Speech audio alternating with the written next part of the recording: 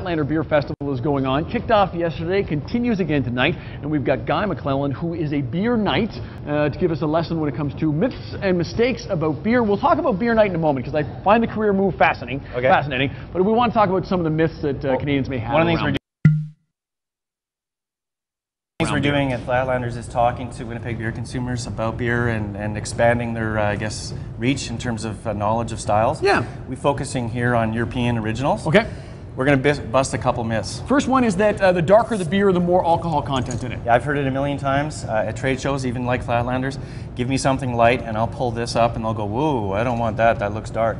Well, the reality is that in a pure beer, it's just 4 ingredients, and there's only one ingredient that determines the color, and that is the malt. Okay. And in fact, that's not what will determine the strength of taste. I'm just going to pour one of these to show you how dark it is. So this one's dark because it's got lots of malt. Well, it's got darkly roasted malt, but that doesn't determine its alcohol content. Exactly. Nothing to do with alcohol, nothing to do with bitterness, and nothing to do with the body.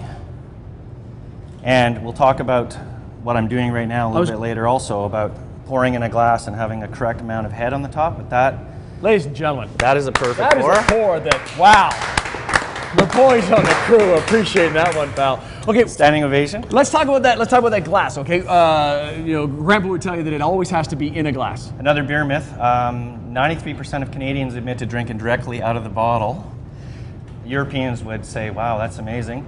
The thing is that naturally fermented beer will have 2.5 volumes of CO2 in the bottle, in the sealed bottle. Okay, that's the amount of gas. And what that in there. means is what it sounds like it means.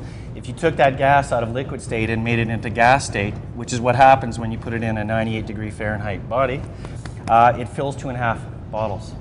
So all beer should be poured in a glass. All beer. So that's why beer has a reputation for being bloaty and filling, and it's why some females think it's a little bit too much that way. It's actually meant to be poured in a glass. And beyond that, a good head poured, because you want to explode some of that gas out. Well, that was the other question there. Okay, so we're pouring everything into a glass to get rid of some of that gas, and you put what many people would consider a lot of head on that first pour there.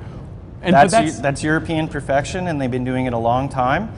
And just what I said about the amount of CO2 content, you want to get it out. You want to have a good head. If a beer comes to the table without a proper head, you would assume it's flat or it was not poured correctly and send it back. Either way, it's not right. Which beer is stronger tasting? I'll just put those down. So black is Guinness. That has less bitterness than Coors Light. It's made with wheat. It's the body and soul of a beer is its malt. Okay. Wheat means it's light. It's lightly hopped. It's lighter than Coors Light. It's black as Guinness. What should it taste like? It should taste like a light, refreshing wheat beer. Okay. The beer on my right is a 1,000-year-old monastery beer called Affligem. It's a abbey beer, and that is a very big beer. And you can see it's blonde in color. The color does not dictate which one would be the stronger. Okay, okay. So there's a little lesson, a little bit in using a glass, pouring the correct amount of head, and how color is not the cue to tell you if a beer is strong or not. Okay, we could talk about this. I could talk about this with you forever, but I want to ask quickly if I can about coldness. These are all very cold for what I understood a European beer to be. How does cold affect my flavors? Well, the warm thing really comes from England, and personal opinion, it's personal preference. I would call that a bad habit of a long time not having electricity, not having a room for a walk-in fridge. Okay. Still having a monarchy, I don't know. But anyway, on the continent, they always serve cold, but they use glass and time to let you decide how you want to taste that beer. And the great example would be the Affligem I just poured. Sure.